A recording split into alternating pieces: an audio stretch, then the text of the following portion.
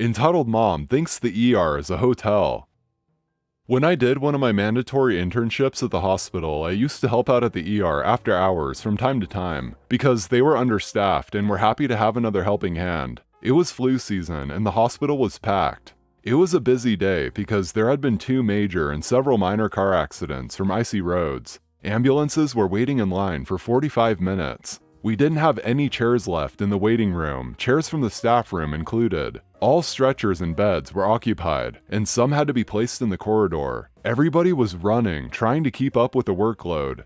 Cue our entitled parent. This very hysterical mom brought her daughter to the ER because she had a bellyache.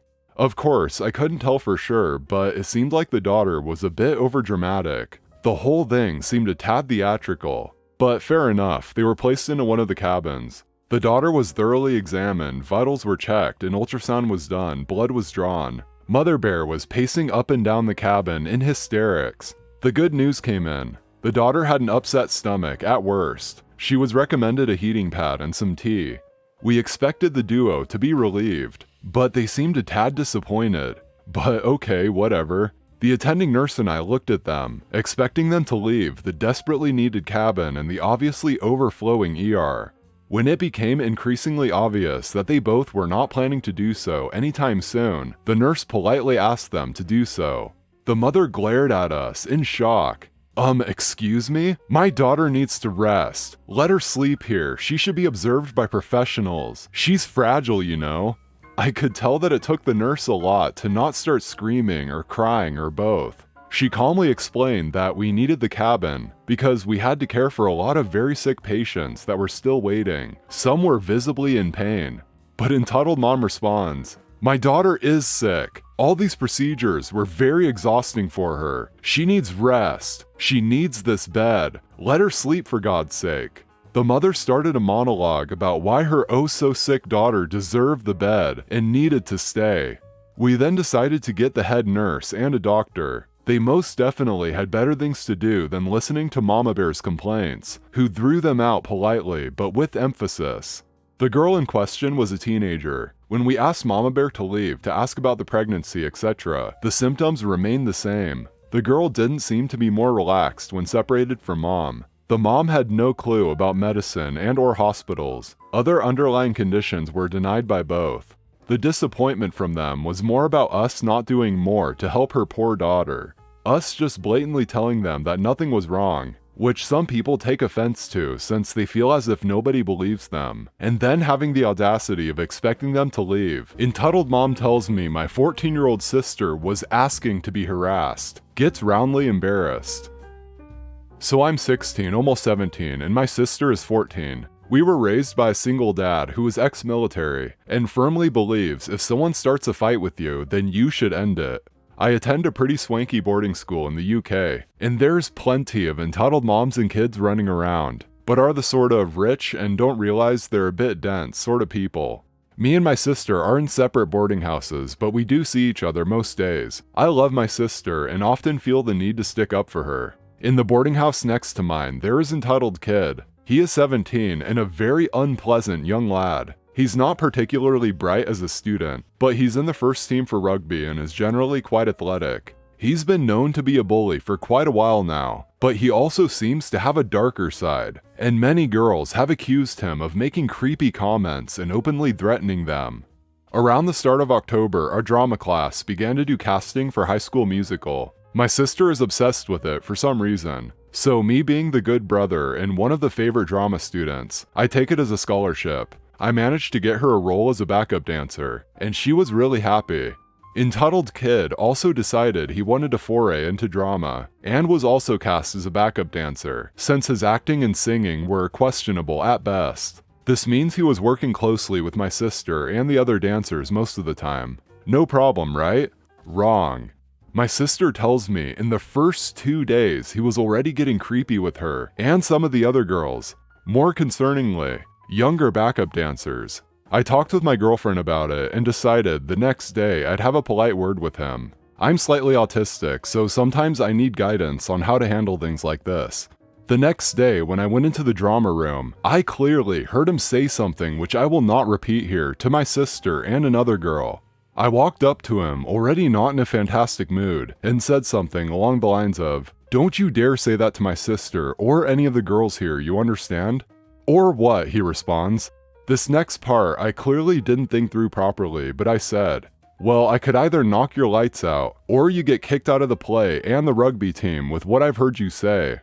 Now, I'm about 6 feet tall and 135 pounds and am by no means weak, but this guy is easily 6'3" and 170 to 190 pounds. But nevertheless, he grunts some agreement out and buggers off. I thought nothing of it, and the play went off without a hitch. Cut to 3 weeks ago, and at 9 p.m. when our homework time ends, I decided to go out with my girlfriend to celebrate 8 months, and I'm so glad I did. We're walking behind the main school building when we heard someone clearly in distress. My girlfriend immediately went to find a teacher, and I ran over to see what was going on, since at first I thought someone had tripped or something. I find entitled kid has backed my sister into a corner and is threatening her and shouting obscenities, standing in a very predatory stance. She's lying on the floor with a noticeable bruise on her face and sort of shouting in anger and pain. I immediately sort of grabbed entitled kid and started throwing punches. My only goal was to get this monster away from my sister. Now, despite him having size and most definitely strength on me, I quickly realized every time he hit me, it didn't hurt so bad. But when I hit him, he felt it more than I did. I attribute this to the fact I've gotten beaten up my whole life, mainly because people assume the autistic kid won't fight back, while this prancy little princess probably isn't used to being hit. Eventually, I got him in a headlock, which I did maybe hold for a bit too long, but when I let go, he didn't fight back. So I just got up and started kicking him.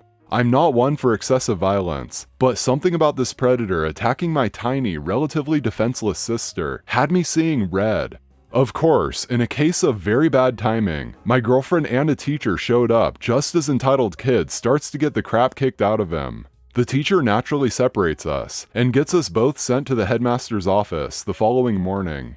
Fairly enough, seeing that entitled kid is badly beaten, and that the teacher saw me kicking him, the headmaster thought I was the aggressor.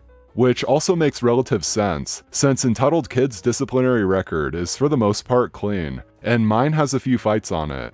Entitled mom, the queen bee word with the Karen haircut, fake nails, and very fake tan skin arrives, and promptly starts to go crazy on me for assaulting her baby boy.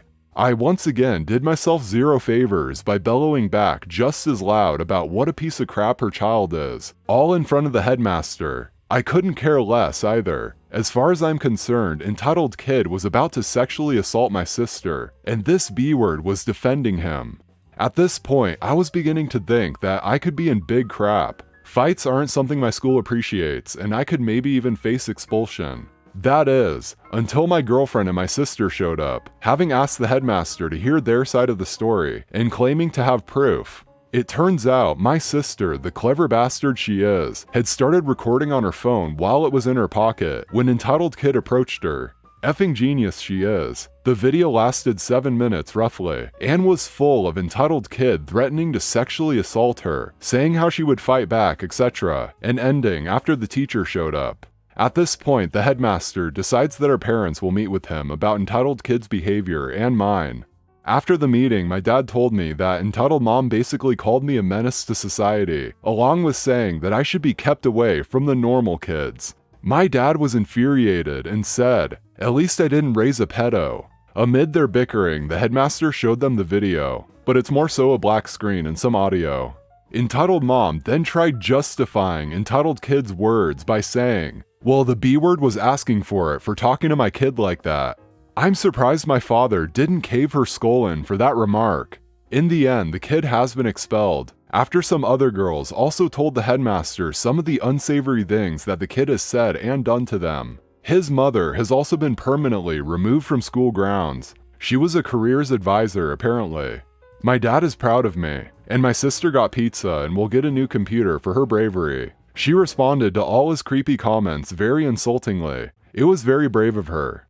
I should also mention, entitled kid's dad is a charming fellow, also ex-military, and was shocked to his core by both his son's actions and his wife's response to the video. He has profusely apologized to both me and my sister, and has also said to my dad how remorseful he is that he didn't raise his son right. I thought it was fair to add this, just in case anyone thought he was like Entitled Mom. I just thought I'd share what was a very mad experience.